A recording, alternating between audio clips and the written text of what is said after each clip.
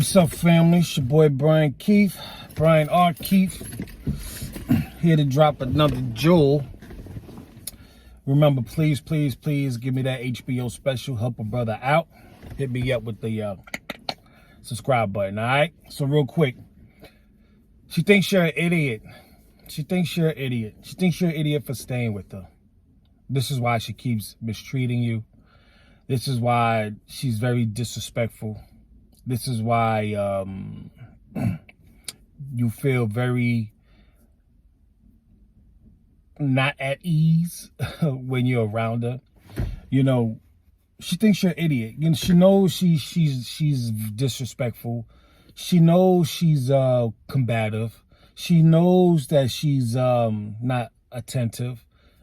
She knows that she's not submissive. And submissive, I don't mean slave-like or yes, sir, yeah, no, sir. I mean none of that. What I mean is knowing when to jump in when you need her. And sometimes that might mean you came in. Like I showed the clip on one of my Instagram posts. You know, gentleman was out, did a 13-hour shift, came home, no dinner, no nothing. His wife had one pizza that she already half eaten, and out of sarcasm, she offered him that. And like I said, it doesn't take much. It could be, you know, hey babe, I know you out there doing your thing. Is there anything at home I can, you want me to have at home for you when you get here? You know, there's no check-in. It seems like the whole, and that's 13-hour shift. Never mind the commute back and forth to work, which is more time. But you know, there's no check-in. There's no, let me see if you're okay. Let me see if I can have anything for you. Or surprise him. Surprise him. In this particular case, she didn't work. You know what I mean? He paid all the bills. You know, she was a stay-at-home. I don't even know if she was a mom, but she was a stay-at-home wife. And, you know, it just appears that, you know, it looked, in a lot of these situations, and I did say most of them, but I say a lot of them, a great number is that when a man is gone that long, it seems as if it's a mini vacation. It's a break, you know, and which it very well may be, which is fine. But that doesn't mean to lose track of your, dare I say, obligation, or lose track of your partner. You know, just like your partner needs to go to work and bring home the bread. It is the bread and bacon, and you cook it up, but at the same time, you know, it's part of her job to make sure he has what he needs to go out there and do that. And it seems as if when he goes out, when we go out to do that, there's no, like, that's it. As soon as you walk out the door, out of sight, out of mind, you know. And she does that a lot. She look as your time away is now her time to get into some stuff. And as they say, an idle mind is a devil's playground. And as you very well know, if there is a weaker species and it's in a book, I don't know if it means anything, but it's obvious that the woman is the weaker of the two, especially of the mind and of the soul and the spirit, all those good things. You know, she is a byproduct of the man. So if you were going to go for the weakest link, it would be her. I could reasonably imagine, you know.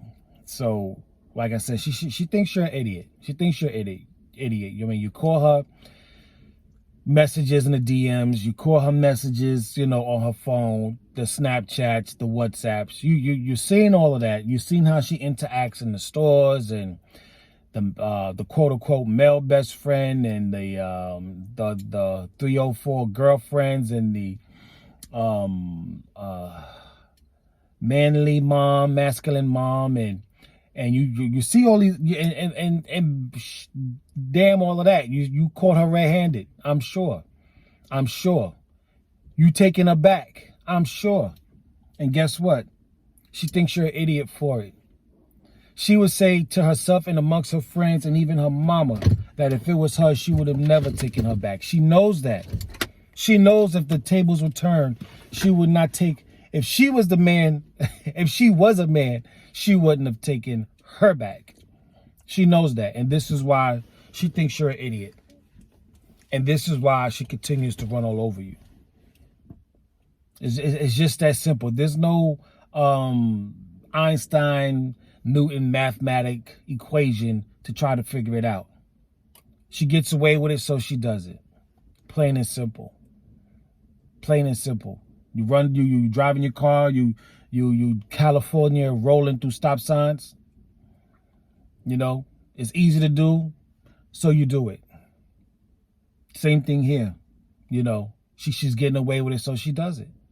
So each time she does it, just like thieves, you know, especially shoplifters, the more they do it, the easier it is to do. Matter of fact, the more they do it, it's harder to quit.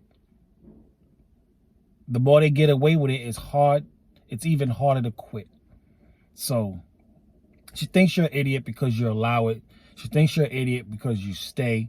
She thinks you're an idiot because you just whine about it and do nothing about it. It's time to do something about it. I can't tell you what that is, but you have to stand your ground. You have to stand your ground. I remember the day I walked out, but my daughter's mom, my third child, my daughter's mom, you know, she was doing ratchet shit. Like I said, once again, I say I'm not perfect, but when women get dirty, they get down and dirty and filthy and dirty. And because men have developed such a mechanism of loyalty, it's unfortunate that in these cases when a chick has a side piece, that loyalty that's embedded in us men, you know, genetically, she exploits that when she's having extramarital relationship, you know, in this case. And dudes keep quiet, and dudes will last through relationships, all of these relationships that she will go through. You know, I caught on to it, you know, in this particular case, I caught on to it. And, you know, there was a lot of back and forth. Okay, we'll try it again. But then the last time I was like, if I don't leave now, besides self-respect for myself, she has sons. And dare I say 3 sons before me. Something I should have never done. But, and if y'all see this, I apologize. But it's real talk. And I wouldn't even wish that on y'all. But I left for her sons. Never mind my son and never mind my daughter. I left there that I had to leave behind. 1, to save myself, but 2, I told her because I know how it was with my mother and seeing the nonsense she was doing. And I thought about her sons. And that night, that explosion at night, when things was like exploded that night, I told her, if I don't leave now, your kids will never respect you. They wouldn't respect you because I know I've been in that situation. I see my mother do things, and to this day, I'm 50-something years old. I have very little respect for her. I have enough respect that a son should have for his mother. But all the stuff that I've seen in the past and the stuff that she's done to, you know, like I said, it wasn't no crackhead, no drug addict situation, but I just think that it could have been better. It should have been better. She should have made better choices. And I think I would have made better choices. You know what I'm saying? I wouldn't have to keep failing and falling forward, you know? But whatever, man. Like I said, they think, you know, they say let me say black boy. The B-dub, moms that look like my mother, there's a saying that they love their sons, but they raise their daughters. And I find that to be terribly true. So that's my story. I'm sticking to it. Remember, gentlemen, she thinks you're an idiot because you keep putting up with her nonsense. Put a stop to it. But your best choice is probably not waste any more time, pack your bags, and get up out of there. You don't have no kids. You don't have nothing else. Cut your losses, learn your lessons, and get up out of there. All right? It's your boy Brian Keith. Remember to like, comment, and subscribe with that HBO special. Help a brother out. Help a brother out. And also, like I said, I haven't said that in a little bit. Remember my moniker, be proactive, be productive, and most definitely be positive. It's your boy Brian Keefe, and I see you tomorrow. Peace.